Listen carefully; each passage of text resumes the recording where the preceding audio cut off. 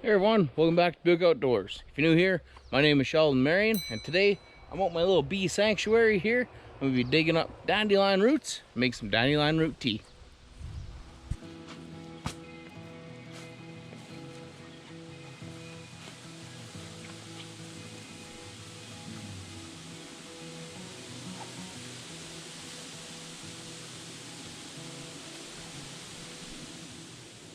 Alrighty, so first things first, when we're getting our dandelion root, you have to grab yourself a pretty good sized shovel if you're in kind of like this clay, sandy soil.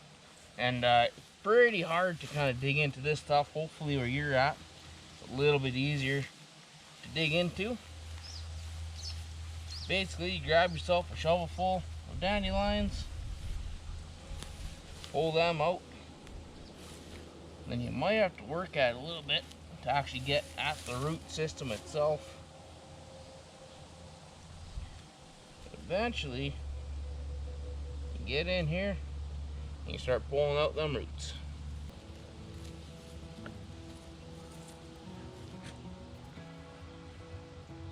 There we go.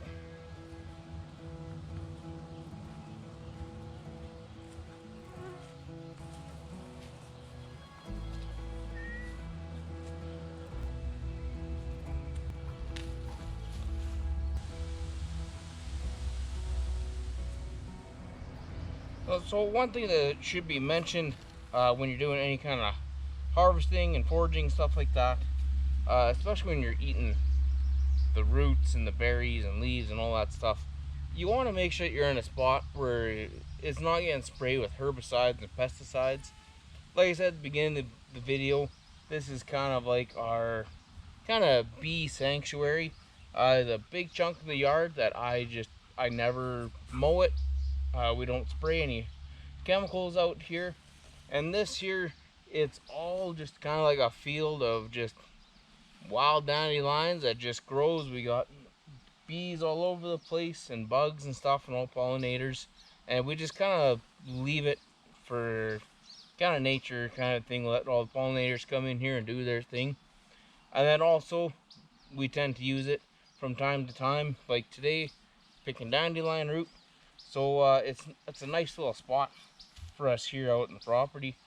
But then also when we do go to harvest out of here, we're not concerned whatsoever with any kind of herbicides or pesticides. I would be extremely cautious doing this in town anywhere. Even if you don't spray, your neighbors might spray. And if that's the case, you might get small, slight trace amounts into your property. So just be kind of mindful of that kind of stuff if you're going to be out doing this. But I'm going to keep digging at these and see how many more roots we can get. And I'll show you the difference here between these roots that are kind of growing just kind of wild in this real sandy soil, and then I believe we have some plots of topsoil that are growing a bunch of dandelions. So what we'll do is we'll go into that topsoil next and we'll dig into there and see if there's any real difference. So over here we have our little old garden spot here that the dandelions have just kind of taken over. Shelby here, she's gonna pull a couple out for us.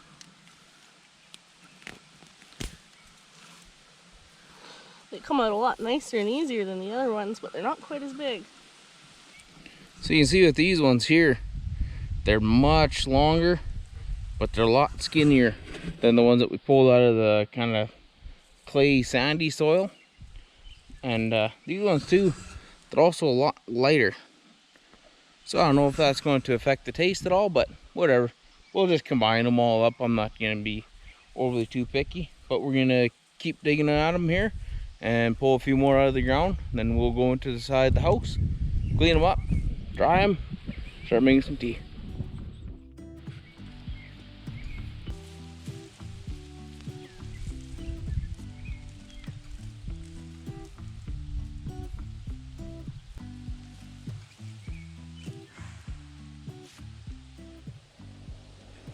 Alright, so now that we have quite a bit of this root all picked, basically what we're going to be doing is pulling off kind of as much dirt as possible, kind of thing while we're outside. We're gonna end up washing them inside anyways. But we want to come down just a little bit from the base here and just kind of break it off. Then this here, we'll take that and we'll just toss that back into the yard. So again, brush off some dirt, grab it, just kind of break it off, and put it in my bucket. Then also here, I'll grab one of these big roots from that clay. You see these ones here, they're kind of a darker brown color. And the stuff from the topsoil, it's a real light color. So I don't know if that's going to affect the taste at all. Maybe these ones are old and these ones are kind of new growth kind of a thing. I'm not too sure, but regardless, they're all going to go into the pot and get cooked all the same. Again, break it off, throw in the bucket. Break it off, throw in the bucket. You kind of get what we're doing here. Anyways, I'm going to keep washing all these up, or at least breaking them up anyways. And then we'll get them into the house and we'll move on from there. Alrighty, so we're back inside the house here now in the kitchen. And basically what we're doing is we're filling up this bowl of water with a little strainer in here. Then that way we have somewhere we can take our roots and toss them into. And now we can start washing them. So now that we have our bowl of water here, we're going to grab our roots and we're going to try to get as much dirt off as possible here.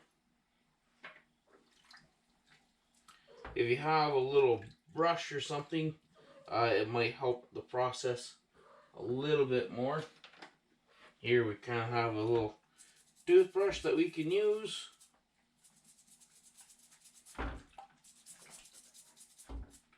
And basically we want to get all the dirt off, because after this, that's probably all the cleaning that you're going to get. If you miss a little bit of dirt, I don't think it's going to be that big of a deal. It'll be kind of like eating carrots fresh out of the garden. Alrighty, so we just finished washing up all of our dandelion root. And I'm just going to set them up on this paper towel here. Just kind of dry them off. Try to get any last little bits of dirt and stuff off that we missed. And I'm not going to get overly too crazy. Now, once you get to this stage, what we got to do is we have to cut them up into relatively the same size pieces. And basically what I'm going to do here is I'm just going to kind of group them up like this. Grab my knife and pretty well just kind of cut. So I don't know, what is that, about 1/2 inch size pieces? Yeah, maybe 1 inch. I don't think it really matters as long as you get somewhat close. Then this last little bit, toss that out the window. There's still a lot of kind of root left on there, but now we have them all into smaller pieces here. Oop. Minus that one. We have them all into these little pieces like that. What I'm going to do is I'm going to lay them out on a baking sheet, and once the oven hits 350 degrees, I'm going to roast them. For these ones, because they're so thin and small, I think what I'm going to do is I'm going to roast them for about 15 minutes. Then once this 15 minutes is up, I'll check them every 5 minutes. Just like anything else, if you scorch it, then you're going to get that burnt taste. And if it's burnt, it's not going to taste any good. So, I got my roast pan here. Take my dandelion root. Put it out so it's, I don't know, somewhat flat here.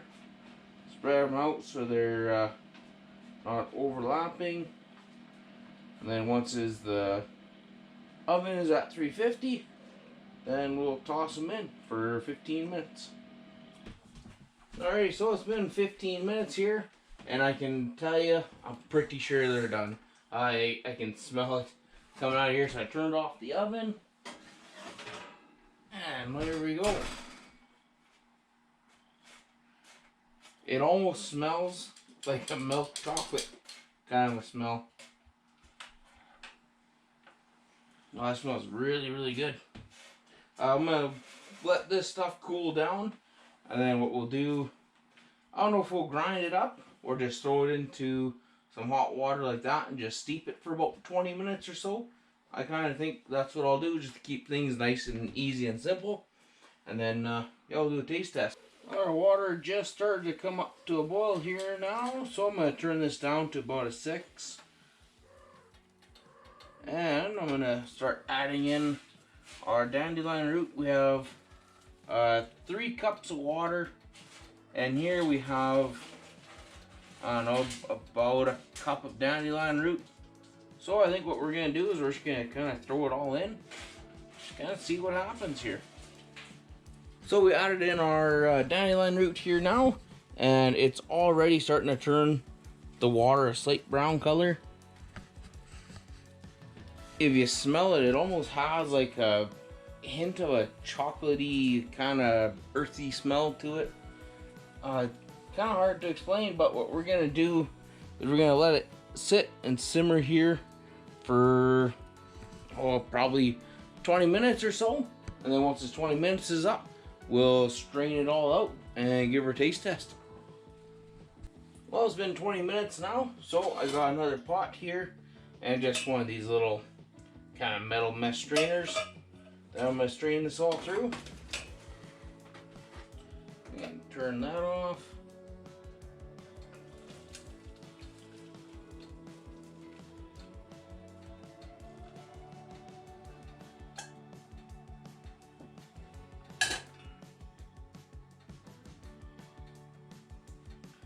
There we go. And I'll show you what the water looks like now. Kind of this real light brown color. It still has a kind of a real slight kind of chocolatey smell almost to it. And then there's also a slight little bit of kind of earthy dirt smell, but I'm pretty sure that's just because I didn't clean them overly too good.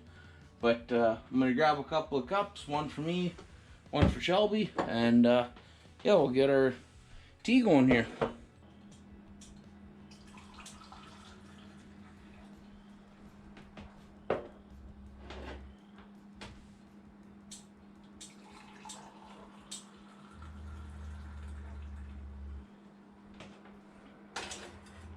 There you go. Oh, I get the Aquaterra cup. Sure. Thank you.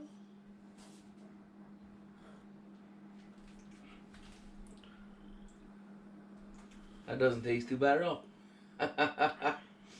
Needs a little sweetness, I think. It does need a little bit of sweetener, but overall it's not too bad. Definitely doesn't taste like dirt like I thought it was going to. It almost has like a slight chaga taste to it, if you ever had chaga, where it's almost like a brown, sugary, kind of slightly syrup, but just like the smallest, like if you put a quarter of a teaspoon of it in water. There's like a kind of a nutty, woody taste in there too. Yeah. Not like woody bad, but woody good. Hey, I like it. If you guys want to see all the health effects of dandelion root tea, there's a ton of stuff online about it. And also, if you don't feel like picking it in your backyard and going through the process of cleaning and roasting it, you can also buy just dandelion root tea just straight off Amazon. Maybe Walmart has it or something in tea bags. But anyways, guys, I hope you enjoyed that video. If you did, hit the little like button down in the corner. Leave a comment or two. Let us know how your tea turned out if you made it. And yeah, subscribe to the channel. We'll see you on the next one. Oh, add like a teaspoon of sugar in there. That's so much better. That's really good. Holy cow.